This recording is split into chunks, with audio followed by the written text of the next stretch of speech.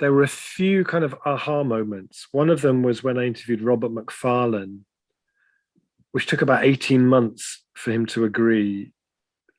You know, I kept writing and kept writing. He'd say, yes, well, maybe one. Yeah, well, I'm very busy, but maybe.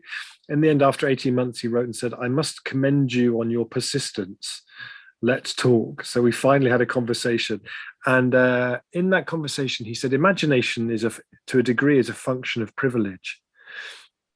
And that opened up a whole kind of route of research and new conversations with people about the degree to which, you know, if your basic needs on Maslow's hierarchy of needs aren't met, it's very hard to live an imaginative life. If you experience systemic racism and economic exclusion, it's very hard to live an imaginative life.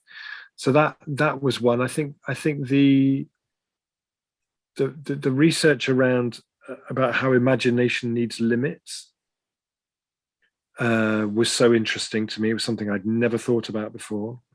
And actually, kind of the stuff that I'm doing now and the stuff that I'm reading now, because I'm sort of in the beginning of the process of thinking about the next book, which will be, because I started then a podcast called From What If to What Next, which explores then in more depth a lot of what if questions. And what I'm finding, that there's a whole really, really interesting area of research around imagination that comes from radical Black movements, Black feminism, Afrofuturism, the prison abolition movement, which is one of the most amazing what if movements ever, I think, to keep that question of what if we had no prisons alive in America for like 50, 100, however many years, is amazing. And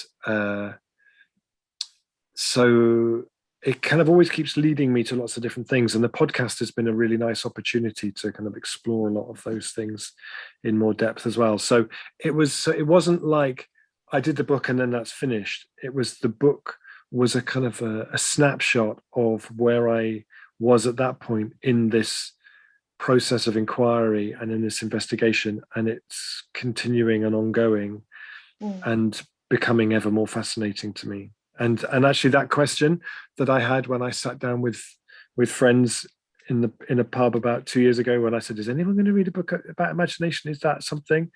You know, actually the more I go into this, the more I think this is a really, really important